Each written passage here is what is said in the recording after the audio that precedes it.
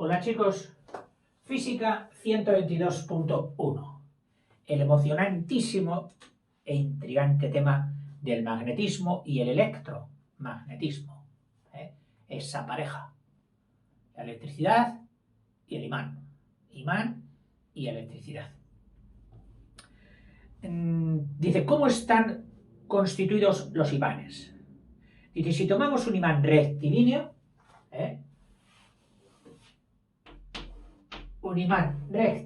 es decir, no el de herraduras, sino rectilíneo, y lo dividimos por la línea neutra, que sería por el centro, lo partimos. ¡Clac! Partido.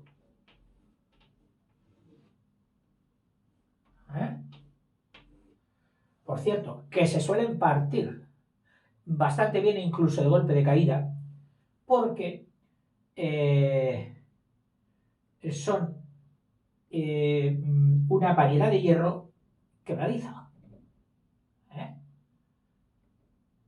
Y también porque yo creo que están hechos a base de limaduras o polvo prensado. Porque cuando se rompen tienen una estructura así como sacaroide, como azucarada. Claro que habrá otros imanes que no, otros imanes que sean de acero. Si viene luego y nos lo saca, te hablaré de la diferencia entre el hierro dulce y el acero, que para los imanes tiene importancia. Pero bueno, sigo. Dice, y lo dividimos por la línea neutra en dos partes iguales. Observamos con sorpresa que en lugar de quedarnos solo con un polo, es decir, con el que estaba aquí, quedarnos solo con un polo y que aquí no hubiera nada, porque aquí tampoco había nada, dice, por la sorpresa, dice que en cada parte, es decir, que en cada una de las dos partes, se obtienen de nuevo los dos polos, este que persiste y otro que se crea aquí.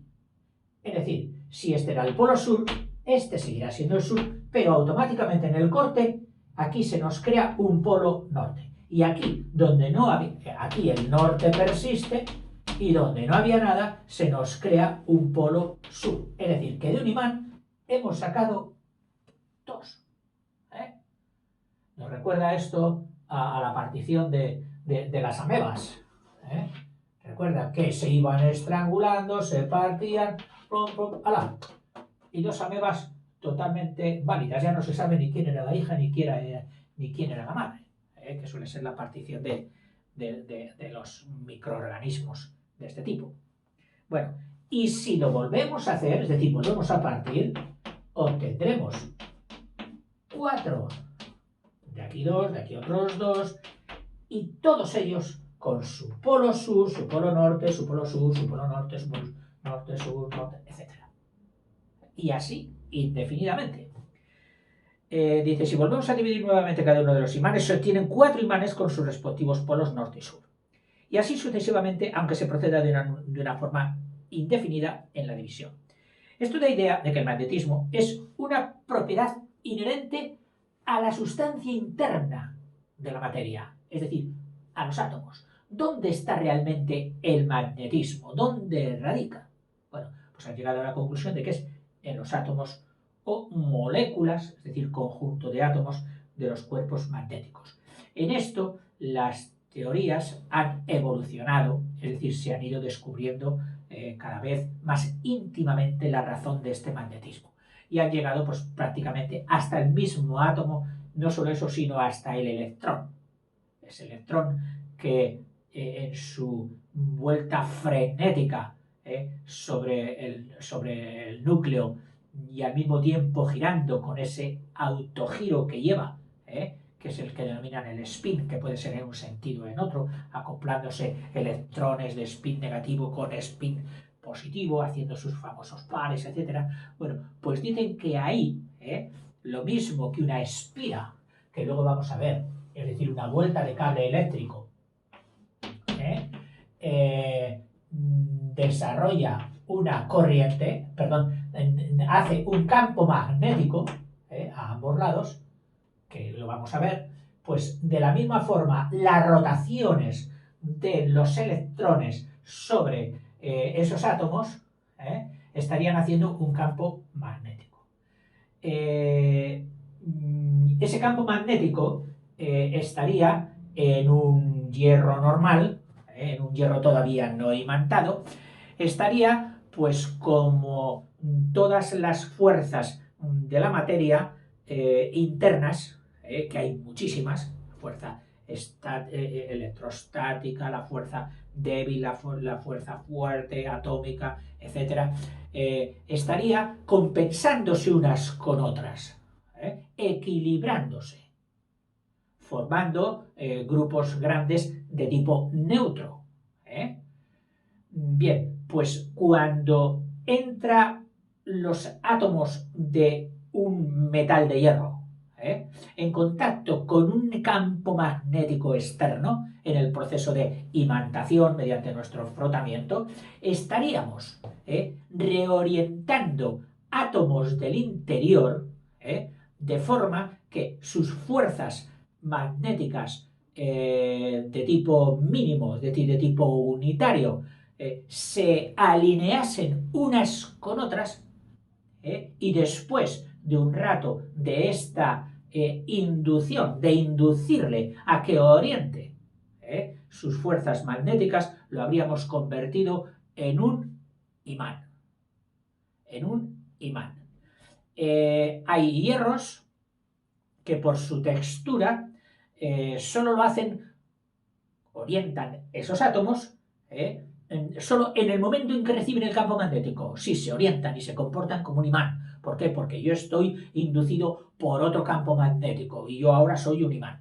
Ahora, si el campo magnético se retira, entonces ese hierro especial, denominado el hierro dulce, le dice a sus átomos, que se acabó la tiranía de ese campo magnético, volved a vuestro sitio. Entonces, los átomos, digamos, se volverían a colocar, a formar sus fuerzas, sus espines, sus rotaciones, etcétera, como anteriormente, y ya no estaría imantado. Ese es el hierro dulce, que es el hierro tal como sale prácticamente de los altos hornos. Que sirve para unas cosas, pero no sirve para otras. Tiene unas cualidades especiales. En concreto, tiene muy poco carbono, átomos de carbono, entre su estructura. Solamente entre 5 centésimas y 25 centésimas de tanto por ciento de carbono. ¿Por qué digo esto? Porque cuando al hierro este se le coge, y mediante técnicas, que no vamos a hablar aquí ahora, que lo veremos en la siderurgia si llega, y se le mete más carbono en condiciones de que se quede fijado en su interior, entonces es cuando de hierro se pasa a acero, que normalmente nosotros lo llamamos todo igual, una pata de hierro. Bueno, espere, hierro no, eso es acero. Oiga, pero es que es acero. Claro, y entonces hay cantidad de clases de aceros, dependiendo ya no solo de su porcentaje de carbono, sino de otros metales que se le han metido en aleaciones en cantidades mínimas, pero que dan unas características totalmente diferenciadas a unos aceros de otro. Es decir, hoy el mundo de los aceros es un mundo enorme, de una complejidad terrible. Y los fabricantes, por supuesto, van buscando aceros súper especiales. No es el mismo el acero de una llave de una cerradura, que si fuerzas un poco lo doblas, que el acero de una llave de apretar tuercas. Que es un acero al cromo vanadio que lo suele poner en la misma llave, o sea, los metales que van aleados con ese acero. Que lo hace resistente y fortísimo. No será el mismo acero que se emplea para la chapa de un coche, que hasta cierto punto no puede ser rígida, tiene que ser ciertamente maleable para que la energía de un impacto, la energía cinética de un impacto, se recoja y se embeba en la deformación de la carrocería. Si fuera una carrocería totalmente rígida y que no respondiera a los golpes, entonces sería terrible. Ahora, al ser deformables a carrocerías y los ingenieros ya se le ocurran mucho para hacer estructuras internas del reparto de fuerza en choque y que no afecte a los que vamos dentro. Bueno, en fin, clases de aceros. Y vuelvo a dar la mano a mi profe para seguir con el hilo. Dice, con esta acción magnética. Entonces, la alineación de esos mini imanes que habría en los átomos, esa alineación es lo que daba, digamos, un imán a toda una masa de hierro. Si era de hierro dulce, solo mientras está el campo magnético exterior actuando. Y si es un imán permanente porque es de acero, entonces los átomos, una vez alineados y formado un imán, persisten y sería un imán permanente. Entonces ya tenemos dos tipos de imanes naturales, los permanentes y los no permanentes, los momentáneos, que nos suelen llamar electroimanes, ya veremos por qué. Inducción magnética. Es decir, el magnetismo es algo que podemos inducir, que podemos decir, ese no es un imán, ¿verdad? Tranquilo, verás cómo yo hago que sea un imán. Le voy a inducir. Es como cuando tú dices, ese no es de mi equipo, pero yo voy a inducirle para que se haga de mi equipo. Verás tú cómo lo consigo. Le voy a convencer de que se haga de mi equipo. O sea, le voy a inducir a que sea como yo. Eso es la inducción. Inducir a alguien.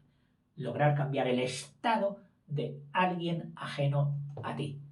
Que un imán logre que otro que no era imán empiece a serlo. La inducción magnética. Y a esta inducción magnética, lógicamente, la van a llamar imantación. En el campo de la psicología y de los grupos sociales, pues se llamaría captación de clientes o captación de socios. Aquí no, aquí se llama ese proceso imantación. ¿Qué haces? Y te ven ahí frotando una navajita con un imán, y siempre así en el mismo sentido. ¿Qué haces? Estoy imantando mi navaja. Y tu navaja, que es de acero, porque sí, sabemos que es de acero por las condiciones que tiene, recibe la imantación y durante unos días, dependiendo de cómo lo hayas hecho de bien, será un imán. Y te servirá para coger chinchetillas, para coger grapas, para coger toda cosa y jugar con los compañeros. Para eso sí. Dice, acercando un imán a una barrita de hierro, se observa que ésta atrae a su vez a otras limaduras. Es decir, aquí hay un hierro que ni es imán ni es nada. No. Mira, a su lado están chinchetas, grapas, limaduras, y están todas por ahí. Ahora bien, yo voy con otro imán ya hecho, que sé que es imán, y lo contacto. Y automáticamente el que pasaba y despreocupado de todos los componentes ferruginosos que le rodeaban, los atrae todos como si él fuera un imán. Vamos, que ya le has captado y ya le has hecho socio de tu equipo. Y no solo eso, sino que está manifestándolo. Adiós, ya es de tu equipo totalmente. Es decir, tú eras el imán, él no era imán, pero lo has inducido y se está comportando como un imán. Esa es la inducción, magnetismo, inducción magnética. Dice, es porque esta barrita ha adquirido un estado similar al imán, convirtiéndose a su vez en otro pequeño imán. Se denomina inducción magnética, el fenómeno por el que una sustancia no imantada se convierte en un imán. Eso sí, temporal. Es decir, mientras está este pegadito a este. En un imán temporal. Por acción de otro. La imantación consiste en convertir en imán una barra de acero o de hierro dulce. Es decir, esta barra podría haber sido o de acero o de hierro dulce. Y las dos han sido capaces de ser inducidas, convertidas al nuevo equipo, al equipo del magnetismo. Puede hacerse frotando la barra con el imán repetidas veces. Es decir, tú coges esta barra y la frotas varias veces con el imán. Siempre en el mismo sentido. Recuerda que estás reordenando átomos interiormente. O espines o electrones. De un extremo a otro. O bien, también se puede hacer, fíjate qué cosa, arrollándole.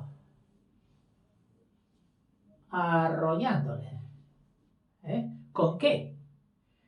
Dice, con un hilo conductor alrededor de la barra, por ejemplo, un hilo de cobre alrededor de la barra, pero sin tocarla. Sin tocarla. Es decir, si lo viéramos así, de frente, tú verías el rollito por donde van pasando las vueltas de las espiras, de las vueltas que así se llaman espiras, de espirales, espiras, y aquí en el interior la barrita, pero no toca, aquí en el interior la barrita y por aquí las espiras por donde haremos pasar la electricidad. Bueno, pues de esta forma convertimos también, o hacemos que esta barra que no era imán se comporte como un imán. Puede hacerlo de forma temporal si era de hierro dulce, que solo funcionará mientras funcione la corriente y en el momento en que deje de funcionar la corriente se convierte ya en un tocho normal de corriente, ya no atrae. Oiga, ¿y si tenía sujeto aquí con su imán, había sujetado un clavo, había sujetado un tornillo, lo que fuera? Si quitamos la corriente, ¿qué hará el tornillo? Pues caerse. Así de claro, caerse. Porque este núcleo, que así se llama, de hierro, en el interior de las espiras, era de hierro dulce. Ahora, otra cosa es si fuera de acero. Si fuera de acero y ha estado bastante tiempo, todo relativo a la intensidad de la corriente, a la naturaleza del acero, etc. Es decir, hay distintas variables. Entonces, vemos que el tornillo que lo ha cogido mientras pasaban las espiras, que ha sido después de una hora de una intensidad conveniente, pues apagamos la luz. Bueno, no apagamos la luz, apagamos la corriente, es decir, quitamos la corriente, ya no corre por ahí, y sin embargo el acero sigue portándose como un imán. Hemos fabricado un imán permanente, de acero. Si la barra es de acero, que es lo que te estaba diciendo, el imán que se obtiene es permanente. Es decir, conserva su magnetismo después que cesa de pasar la corriente eléctrica. En cambio, si el hierro es dulce, solo se imanta mientras está pasando la corriente. Yo de crío, cuando daba este libro, en un cursillo de verano, el profe nos hizo fabricar un alternador, o que funcionaba como motorcillo también. Pero necesitábamos hierro dulce. ¿Y de dónde coger el hierro dulce? ¿Dónde hay hierro dulce? Porque claro, ya te digo que si los clavos, los tornillos, las chapas, todo ya es acero, ¿dónde encontrábamos hierro dulce? Y él nos dijo, está en las latas.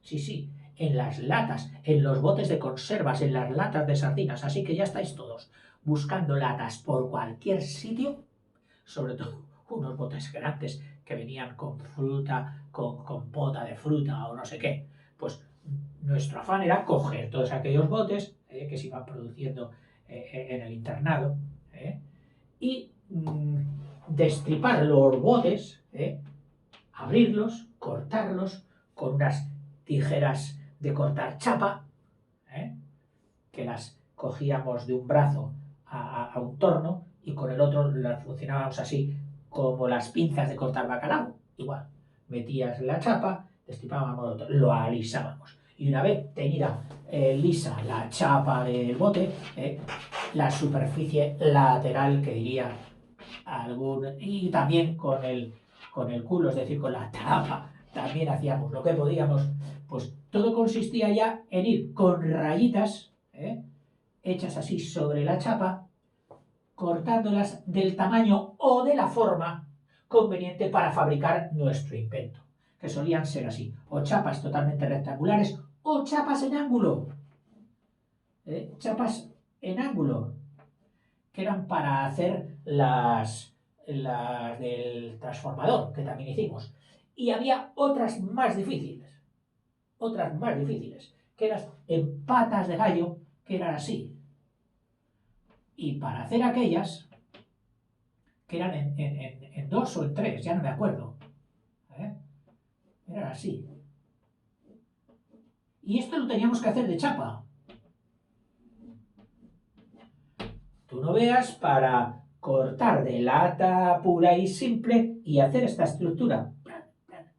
Y luego otra igual, otra igual, otra igual, para poner todas muy juntitas, y luego poner aquí la espira, de cobre esmaltado, que es un hilo de cobre, que es el que se utiliza en los bobinajes de los motores y de todo eso que destripas tú. Ah, mira, qué hilito, es cobre sí, pero tira a oscuro, y qué brillante que es. ¿Y por qué es brillante? Porque ese cobre está pintado, con un barniz, por fuera, que es el que brilla y que hace de aislante. Lo mismo que en un cable normal de la luz eléctrica, el metal de cobre va por el interior y por el exterior lleva una funda plástica, que es lo que hace el color del cable, que a veces para diferenciarlos pues hay unos que lo tienen amarillo, otros azul, otros verde, otros marrones, y asoman todos por ahí, todos de colores, pero el color lo da el aislante que lleva el recubrimiento. Pues en estos hilitos, que son más finos y para otras funciones, no han querido poner este tipo de aislante plástico de color, sino que lo han conseguido a base de que pasen por un baño continuo de esmalte y quedan esmaltado. Por eso se llama cobre esmaltado, estos hilitos. Y todo esto lo hacíamos con el hierro dulce. Yo siempre que oigo hierro dulce me vienen las latas y nos pasamos horas cortando, con mucha paciencia y haciéndolo bien. Porque claro, cuando tú quieres hacer esto a mano, o te esmeras mucho, o luego te sale una chapuza que en vez de empezar a funcionar el motorcillo que tú estabas construyendo, que aquí le poníamos otra bobina, y aquí dobladito, y aquí metíamos estas piezas, todas estas, atravesadas por el eje, que cuando jugasen las fuerzas de esta bobina con las fuerzas interiores, del rotor, porque rota, este era el estator, y este era el rotor, porque rota, pues empezase a funcionar. Pero si no lo habías hecho bien, cuando enchufabas y dabas electricidad a todo el sistema, al estator, pues a lo mejor esto empezaba a calentarse, empezaba a echar humo. Ah, claro, ¿cómo va a funcionar si esto no lo habéis hecho bien? Si habéis puesto las espiras como habéis querido, si esto está mal cortado, si está tocando el estator con el rotor, ¿cómo va a funcionar esto? Las corrientes escapan y... O sea que teníamos que tener mucha meticulosidad. Pero nos lo pasábamos muy bien. Muy bien. Yo recuerdo que sí, que me funcionó el motorcillo y luego, inquieto, dije, oye, lo voy a convertir en algo más. Y entonces al eje lo prolongué y lo convertí mediante una excéntrica, o ya no me acuerdo cómo, que convertía el movimiento de rotación en movimiento de vaivén. Y le acoplé una pequeñita sierra de marquetería para que simulase que hacía la función de que si yo ponía aquí un tronco, un palito, pues fuese capaz de cortarlo. Otra de mis ambiciones era pues haber puesto aquí unas paletas tipo árabe, de esas que recogen la potencia del agua, y haberlo colocado debajo de una cascadita que había, que siempre caía un chorro allí día y noche. Y digo, ay, si yo colocase ahí mi motorcillo, y entonces mi motor funcionaría al revés. Normalmente era que yo le diera energía eléctrica y él me daba energía mecánica. Pero es que si lo inviertes funciona también. Es decir, si tú haces girar con una manivela o con lo que quieras, o con una caída de agua o con lo que quieras, tú consigues un movimiento y se lo proporcionas al rotor, él induce una corriente sobre esta bobina y esta bobina saca por aquí electricidad, que eso sería las dinamos y los alternadores, que aquí también lo van a explicar. Esto es súper emocionante. Yo lo único que quiero es no calentarte la cabeza, pero sí quedarte con unas ganas inmensas de que nada más escuchar el vídeo, vayas a internet y empieces allí a buscar y a indagar y a profundizar. Te aseguro que es, vamos, súper emocionante. La, eh, el magnetismo, el electromagnetismo, etcétera, y que tiene también muchas prácticas posibles de hacerse sin peligro. ¿Por qué? Porque se utilizan fuentes de alimentación pequeñas, como pueden ser las pilas. No pretendas coger como fuente de alimentación el enchufe de tu casa, porque primero puede ser peligroso. Y si tu casa no tiene los controles de seguridad que tiene que haber preceptivos ya en casi todos los países, pues podrías exponerte a una electrocución. Eso es más que peligroso. Con la electricidad normal no hay que jugar si no se sabe lo que hace, y dirigido por un mayor. Ahora, con pilas que compras, o que esto, que no, con eso sí, con eso puedes hacer tus experimentos de ver cómo funciona, si generas campos magnéticos, si mueves agujas, qué pasa con 3 vueltas que has dado con este cobre que se compra fácilmente, y puedes hacer experimentos con espiras y hacer bobinas y todo esto. En fin, a ver, ¿dónde estaba yo? Sí, dice, en cambio, si es de hierro dulce, dice, es un imán temporal o electroimán. ¿Por qué? Porque solo, o sea, un electroimán es un imán temporal, que solo funciona cuando la electricidad que está sobre él pasa. Oiga, ¿y no lo estará tocando? No, porque entre las espiras y el núcleo de hierro colocan aislante. Uno de los aislantes más comunes suele ser cartón, papel, celulosa. Luego hay otros que estarán más, pero más protegidos. ¿Para qué? Para que las espiras no toquen al hierro. Entonces, mientras tú estás conectando y dando corriente, este electroimán funciona. Y en el momento en que cortas la corriente, el electroimán ya no funciona. Y esto que tú a lo mejor te imaginas, sí, sirve para jugar. Para jugar. En las chatarrerías industriales, esas que reciben coches, camiones, motores y chatarra por toneladas, para levantar piezas en la grúa y poderlas trasladar de un sitio a otro, colocan en el extremo de la grúa, colocan un núcleo de hierro dulce, grande, potente. Entonces, por electricidad, hace que se convierta en un momento en un electroimán. Lo acercan a un coche entero, y logra tal fuerza de imantación que cuando la grúa tira hacia arriba no se despega. Entonces ya tienen lo que era su propósito: coger este coche, este motor, este núcleo ya de chatarra prensada y de cuántas toneladas, lo cogen, lo llevan a otro sitio, claro, y entonces solo con una acción de un pulsador o una palanquita que desconecte la corriente, este deja de ser imán y el coche cae, ¡pum!, donde tú hayas querido que cayera, sobre un camión, sobre un transporte, sobre lo que sea, o en una tolva, para para que se funda y vuelva a ser otra vez objeto de nuevas piezas, ¿no? Dice, se encuentran múltiples aplicaciones en la industria. Por ejemplo, los teléfonos van con electroimanes, los telégrafos, los timbres, los generadores de corriente, que a veces los generadores de corriente, si no tenían pilas ni quieres pilas, claro, tienes que generar aquí un campo magnético.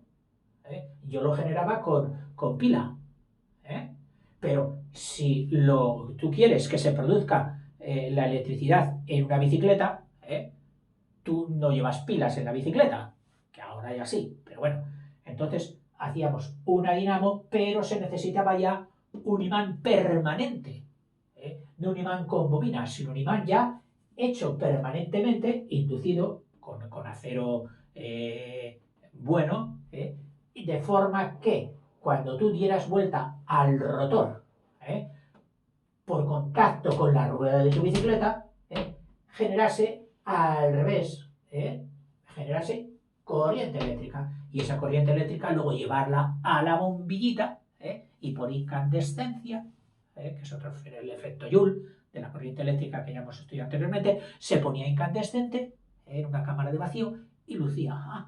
Mira, y cuanto más fuerte pedaleas, más luce.